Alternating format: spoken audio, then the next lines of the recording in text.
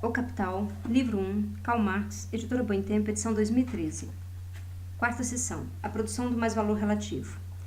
Capítulo 13, maquinaria e grande indústria. Item 2, transferência de valor da maquinaria ao produto. Páginas 459 a 467. Transferência de valor da maquinaria ao produto. Vimos que as forças produtivas que decorrem da cooperação e da divisão do trabalho não custam nada ao capital. São forças naturais do trabalho social, forças naturais como o vapor, a água, etc., que são apropriadas para usos nos processos produtivos. Também não custam nada, mas, assim como o homem necessita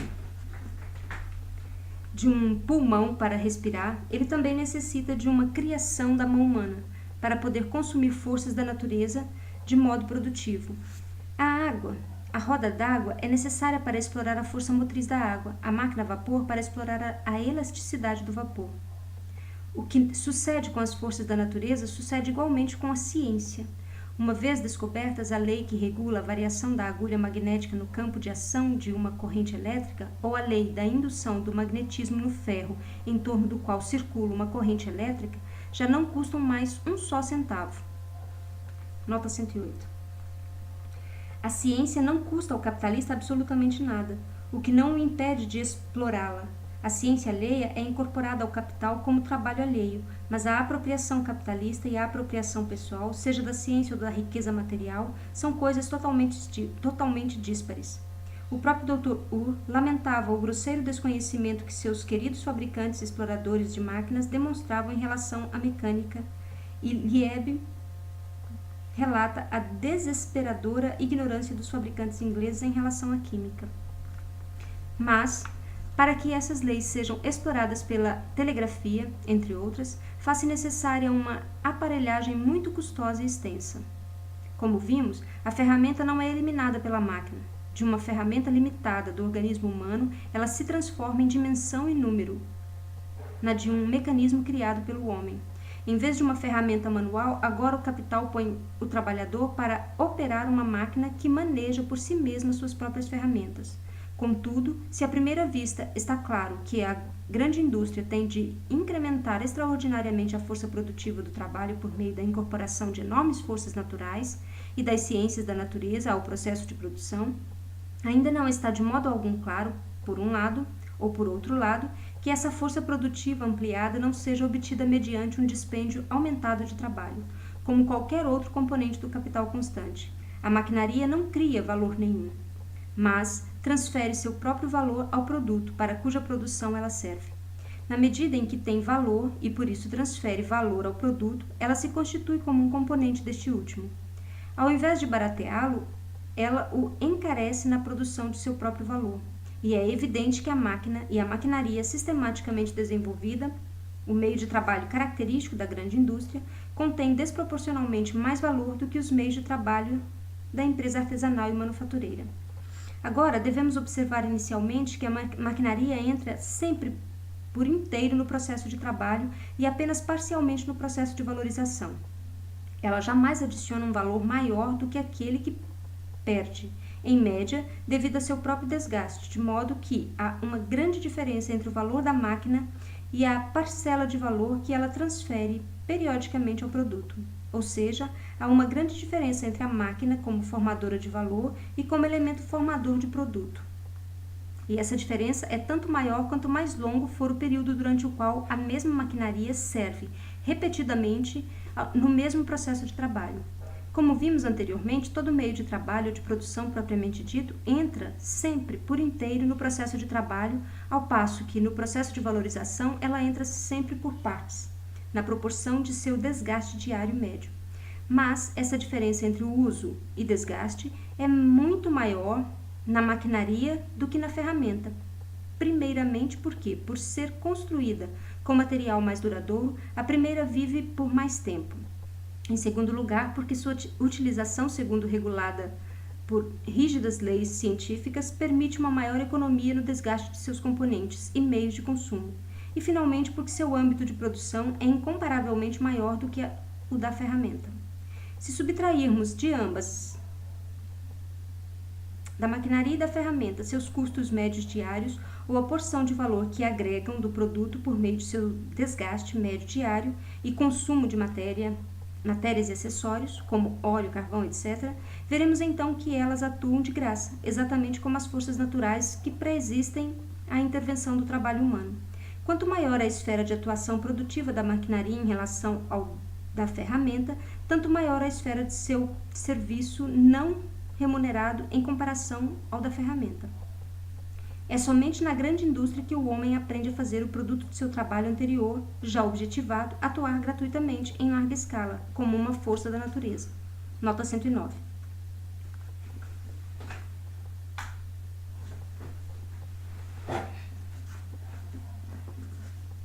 Da análise...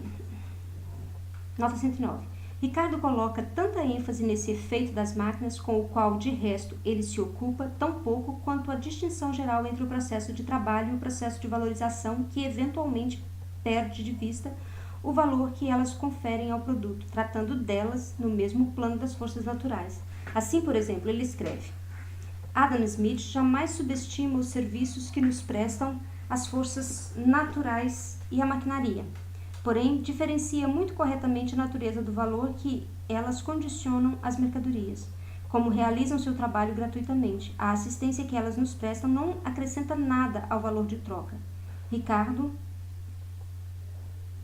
citação página 336 e 37.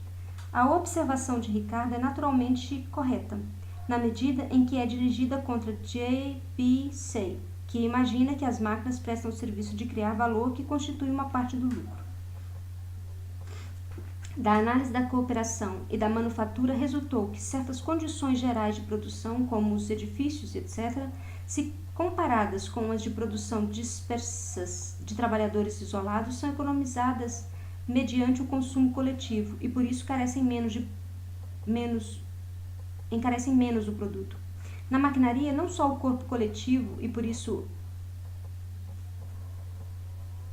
não só o corpo de uma máquina de trabalho é coletivamente consumido por suas múltiplas ferramentas, mas a mesma máquina motriz, além de ser uma parte do mecanismo de transmissão, é coletivamente consumida por muitas máquinas de trabalho.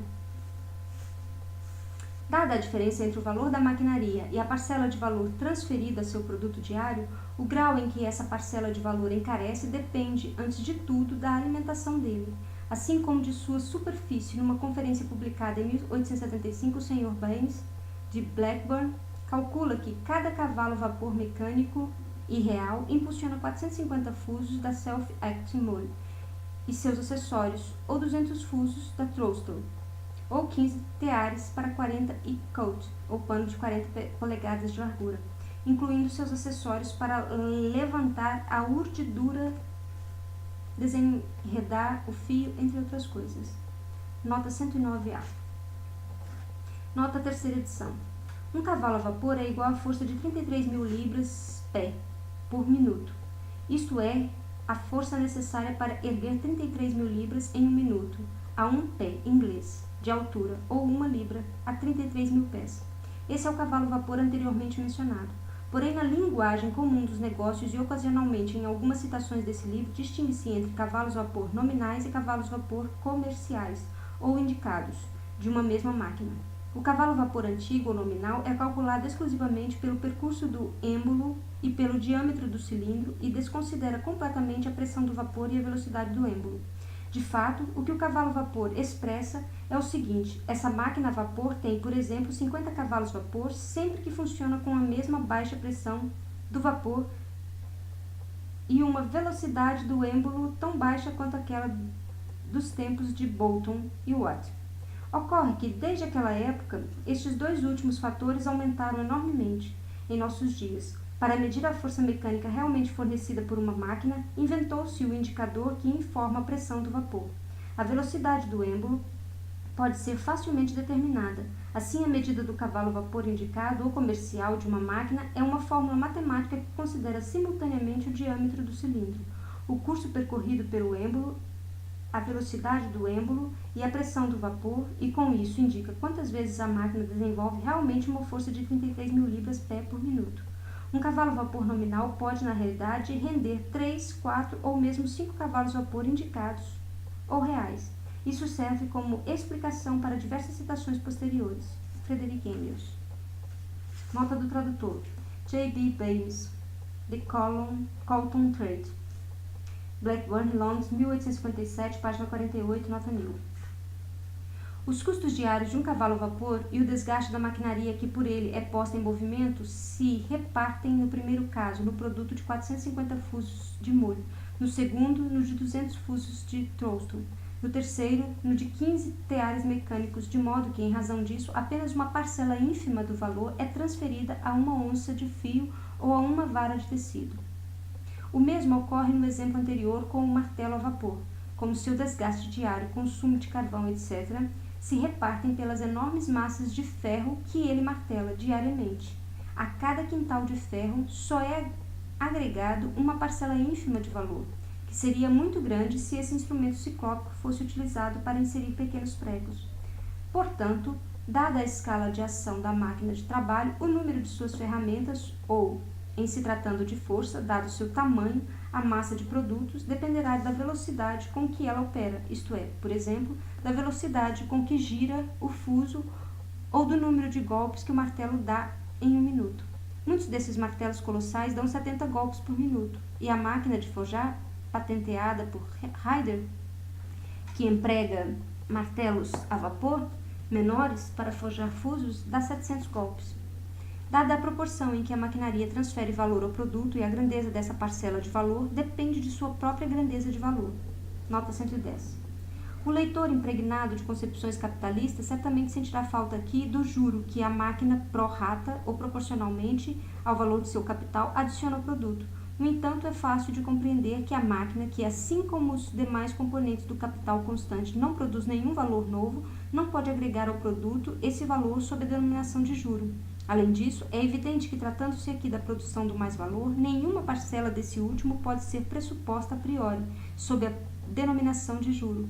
O modo capitalista de cálculo que prima facie, ou parece absurdo, e em sua contradição com as leis da formação do valor, encontra sua explicação no livro 3º desta obra.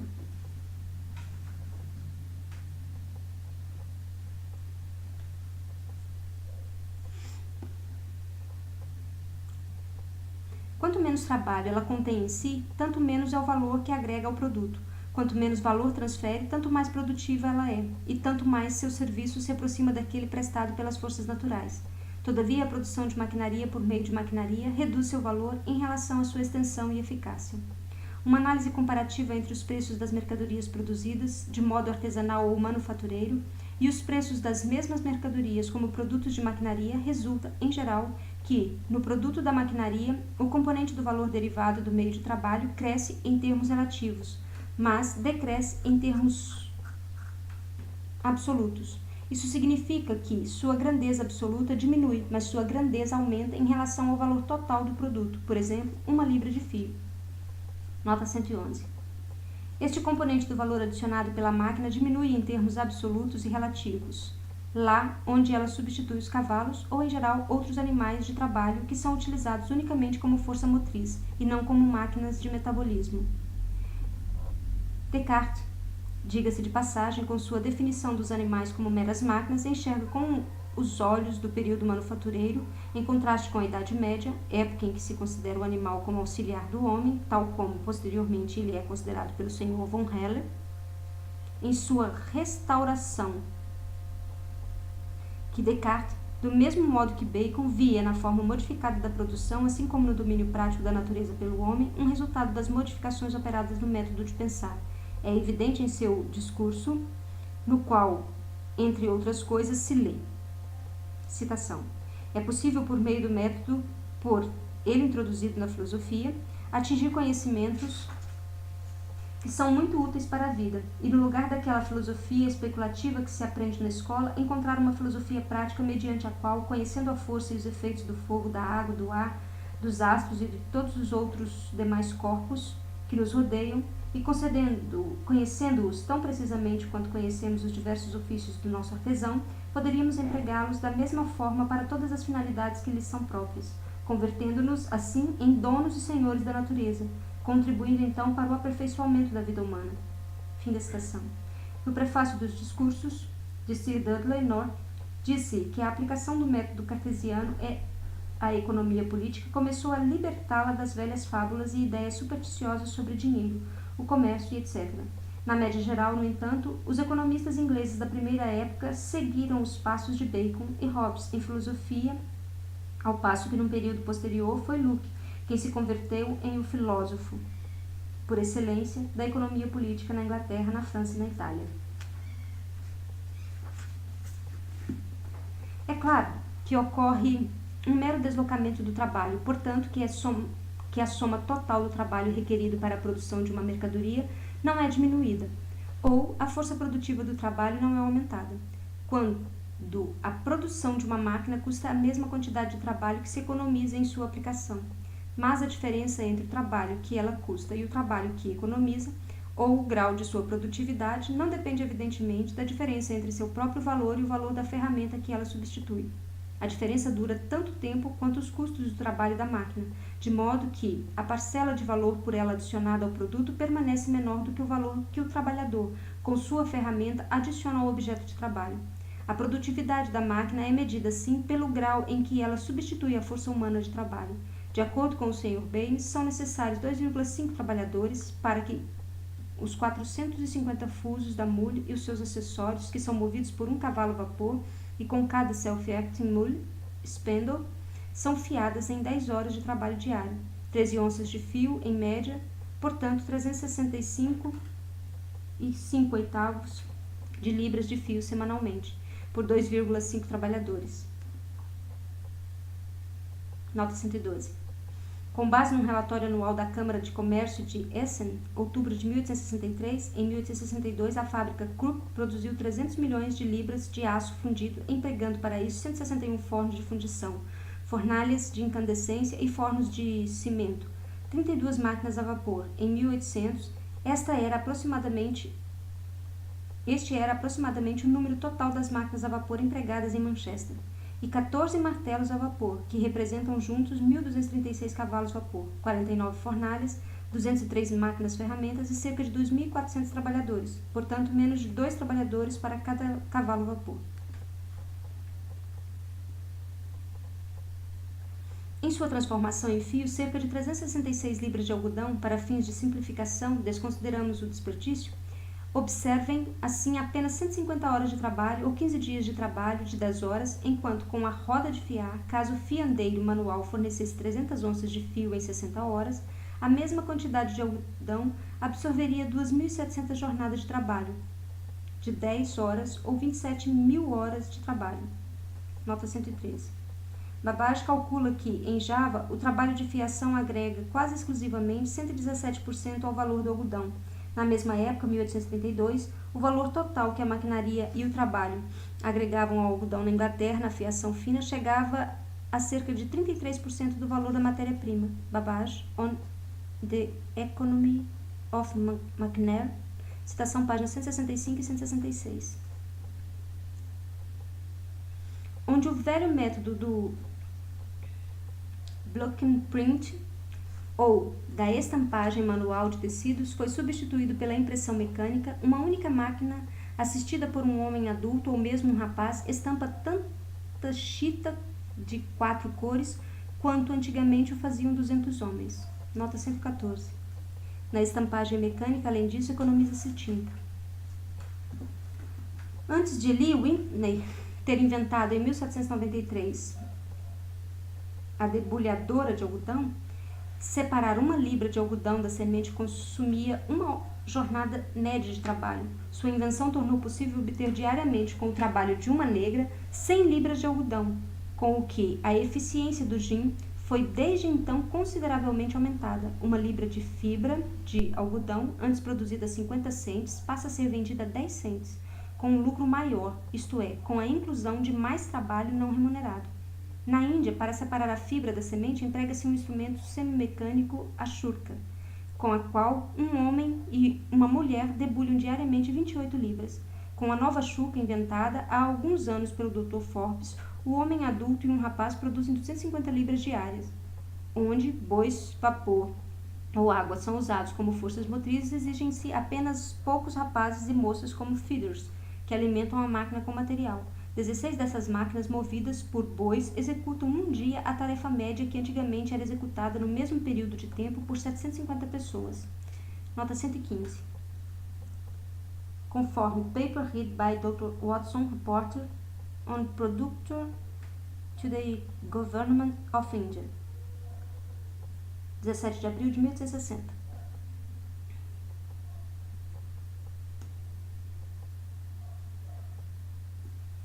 Como já mencionado, em 1 hora a máquina a vapor realiza no arado a vapor a um custo de 3 pence ou 1/4 de shilling, a mesma obra que antes era realizada por 66 homens a um custo de 15 shillings por hora.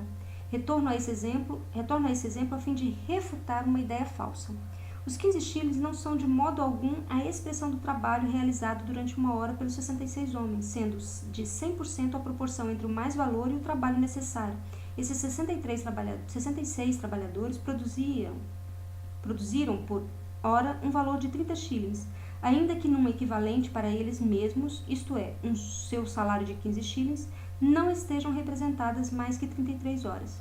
Supondo-se, portanto, que uma máquina custa tanto quanto o salário anual de 150 trabalhadores por ela substituídos, digamos, 3.000 libras, esse valor não é de modo algum a expressão monetária do trabalho fornecido por 150 trabalhadores e agregado ao objeto do trabalho, mas tão somente a expressão da parcela de seu trabalho anual que se apresenta a eles mesmos como salário.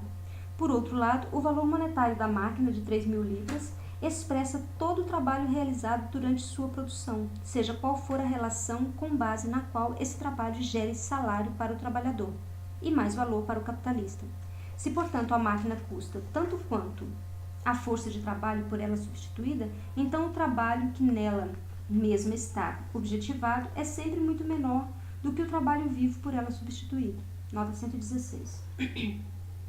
Esses agentes mudos, as máquinas, são sempre o produto de muito menos trabalho do que aqueles que substituem, mesmo quando têm o mesmo valor monetário. Ricardo, citação página 40.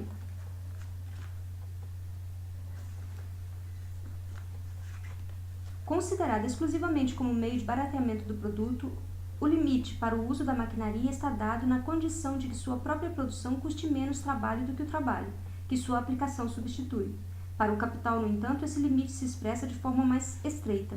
Como ele não paga o trabalho aplicado, mas o valor da força de trabalho aplicada, o uso da máquina lhe é restringido pela diferença entre o valor da máquina e o valor da força de trabalho por ela substituída. Considerando-se que a divisão da jornada de trabalho em trabalho necessário e mais trabalho é diversa em diferentes países, assim como no mesmo país em diferentes períodos ou durante o mesmo período em diferentes ramos de negócio, e considerando-se, além disso, que o verdadeiro salário do trabalhador ora cai abaixo do valor de sua força de trabalho, ora aumenta acima dele, a diferença entre o preço da maquinaria e o preço da força de trabalho a ser por ela substituída pode variar muito, mesmo que a diferença entre a quantidade de trabalho necessário à produção da máquina e a quantidade total de trabalho por ela substituído continue igual. Nota 116A. Nota segunda edição. Numa sociedade comunista, portanto, a maquinaria teria um campo de atuação totalmente distinto do que tem na sociedade burguesa. Mas é apenas a primeira diferença que determina o custo da produção da mercadoria para o próprio capitalista e o influencia mediante as leis coercitivas da competição. Isso explica por que, hoje, na Inglaterra, são inventadas máquinas que só encontram aplicação na América do Norte. Assim como na Alemanha dos séculos XVI e XVII, inventaram-se máquinas que só foram utilizadas pela Holanda, ou como várias invenções francesas do século XVIII que só foram exploradas na Inglaterra. Em países há muito mais tempo desenvolvidos, a própria máquina produz, por meio de sua aplicação em alguns ramos de negócio, uma tal superabundância de trabalho, como diz Ricardo, em outros ramos que a queda do salário abaixo do valor da força de trabalho impede aí o uso da maquinaria, tornando-o supérfluo e frequentemente impossível, do ponto de vista do capital, cujo lucro provém da diminuição do trabalho aplicado, mas do trabalho pago.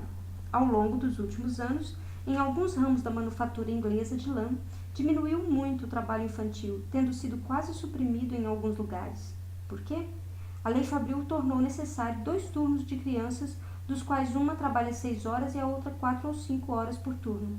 Mas os pais não aceitavam vender os meios turnos, mais baratos do que posteriormente, os full-times, ou turnos inteiros.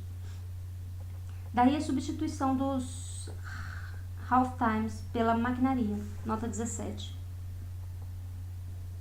Os empregadores de trabalho não manteriam desnecessariamente dois grupos de crianças menores de 13 anos. De fato, uma classe de manufaturadores, os fiadores de lã, raramente emprega crianças abaixo de 13 anos de idade, isto é, trabalhadores de tempo parcial, introduziram maquinaria aperfeiçoada e novas máquinas de vários tipos que tornaram supérfluo o emprego de crianças, isto é, menores de 13 anos. Como exemplo, mencionarei um processo de trabalho que ilustra essa diminuição do número de crianças, no qual, adicionando-se às máquinas existentes um aparelho chamado máquina de emendar, uma pessoa jovem, maior de 13 anos, pode, conforme as características da máquina, realizar o trabalho de 6 ou 4 meios turnos. O sistema de meios turnos estimulou a invenção da máquina de emendar. Reports of Inspectors, 1858, página 42 a 43.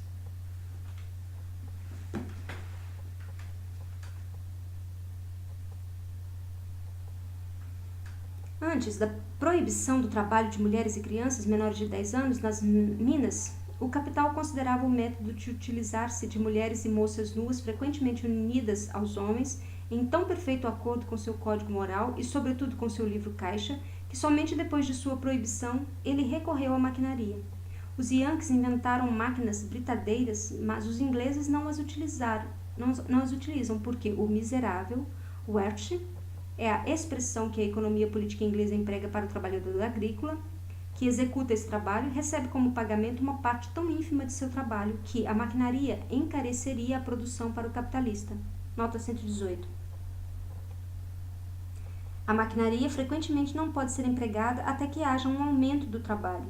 Ele quer dizer dos salários. Ricardo, página 479. Na Inglaterra, os barcos nos canais, porque o trabalho exigido para a produção de cavalos e máquinas é uma quantidade matematicamente dada, ao passo que o exigido para a manutenção das mulheres da população excedente está abaixo de qualquer cálculo. Nota 119. The Reports of Social Science, Congress de Edimburgo, outubro de 1863.